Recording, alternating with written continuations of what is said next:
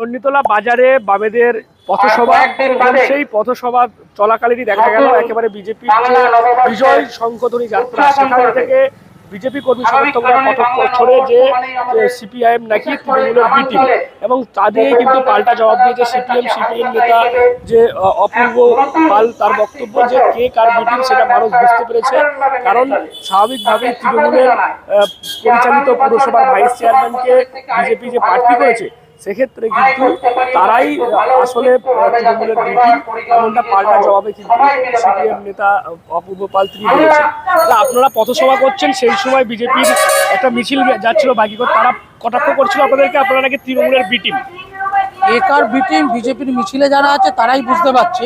পুরনো তৃণমূলের ভাইস চেয়ারম্যানকে এনে তারা যখন প্রার্থী করে, স্বাভাবিক কারণে বিজেপির লোকেরাই বুঝতে পারে কারা কার বি টিম। অ্যাকচুয়ালি আসল বিষয়টা হচ্ছে এটা, উপরতলার বিজেপি তলাকার বিজেপির কর্মীদের সঙ্গে বিশ্বাসঘাতকতা করছে তৃণমূল বিজেপি লড়াইয়ের নামে। একটা কথা বলছে যে আপনাদের নাকি তৃণমূল যখন সরকার বিভিন্ন অনুষ্ঠান আপনারা করেন তাদেরকে পারমিশন করে দেয়, সুযোগ করে দেয়, মানে সিপিএম এর সঙ্গে আলাদা সেটিং আছে। সেই জন্যই গত কয়েকদিন আগে চণ্ডীতলা বিধানসভায় আমরাই প্রথম যখন ভোটাধিকারের দাবিতে বিজেপির বিডিওর সামনে আমরা যখন বিক্ষোভ সভা করি, তখন সেটাকে ঢাকা দেওয়ার জন্য কে কার হাত ভেঙেছে, পদ্মফুল না জোড়া ফুলটানি, ওরা নাটক করে বোঝাতে চায় কারা আসলে লড়াইটা করছে সেটা ঢাকা দিতে চায়, কিন্তু মানুষ জানে কারা লড়াই করছে। সেই অভিজ্ঞতা থেকেই মানুষ তার নিজের মিত্রকে বুঝে নেবে। আপনাদের লড়াইটা কি দুই ফুলের বিরুদ্ধে? অবশ্যই বিজেপি তৃণমূলের বিরুদ্ধে একমাত্র বামপন্থীরাই লড়ছে, তার সাথে আইএসএফ, সিপিআইএমএল সহ বিভিন্ন গোষ্ঠী, জনসমক্ষে প্রগতিশীল মনোভাবাপন্ন ব্যক্তি, তারাই হচ্ছে এখানে লড়াই করছে। হ্যাঁ, এখন তাই তো। এখন ভারতীয় জনতা পার্টি কোথাও প্রোগ্রাম করতে গেলে আপনারা দেখেছেন, এখন তো নির্বাচন কমিশন আছে, এর আগে দেখেছেন যে আমরা পারমিশন পেতাম না, কিন্তু বামেরা পারমিশন পেত, বামেদের জন্য দেয়াল ছেড়ে দিয়েছে। তৃণমূল আগের ইলেকশনে যে দেয়াল লিখেছে সেই দেয়াল দেখছি বামেরা লিখছে, আবার বামেদের দেয়াল তৃণমূল লিখেছে। ওরা এটিম বিটিম, এই এটিম বিটিংয়ের খেলাটা মমতা ব্যানার্জি ভালোই খেলতে জানেন। এর আগেও এরকম ছিল, আর কি তরমুজ বলা হতো আপনি জানেন, সেটা এখন তরমুজেই পরিণত হয়ে গেছে, ওপরে সবুজ ভেতরে লাল, সব মিলেমিশে একাকার।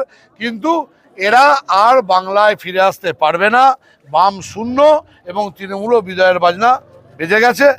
ভারতীয় জনতা পার্টি পশ্চিমবাংলায় ক্ষমতায় আসছে। অন্যদিকে কিন্তু বিজেপি প্রার্থী দেবাশিস মুখোপাধ্যায় তিনি যেমনটা বলছেন যে তৃণমূল এবং সিপিএম একটা সেটিং রয়েছে, যার কারণেই দেখা যায় যে বিভিন্ন যে সভা সমিতিগুলো সিপিএম করে, সেক্ষেত্রে তৃণমূল সরকার পরিচালিত পুলিশ প্রশাসনকে অনুমতি দেয়।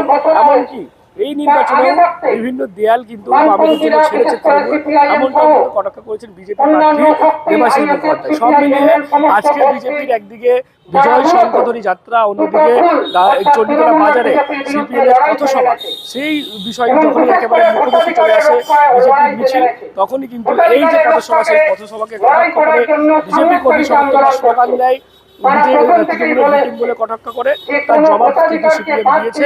অন্যদিকে বিজেপি প্রার্থীও তেমনটা বলেছে। সব মিলিয়ে এই যে নির্বাচন যত বার এগোচ্ছে, যতই নির্বাচনের ভোট গ্রহণের দিন এগিয়ে আসছে, ততই কিন্তু দেখা যাচ্ছে বিভিন্ন রাজনৈতিক দলের মধ্যে এই যে রাজনৈতিক উত্তাপ সেটা কিন্তু বাড়ছে। আপনারা কি বলবেন এই বিষয়টি? অবশ্যই এরকম আরো খবর সবার সবার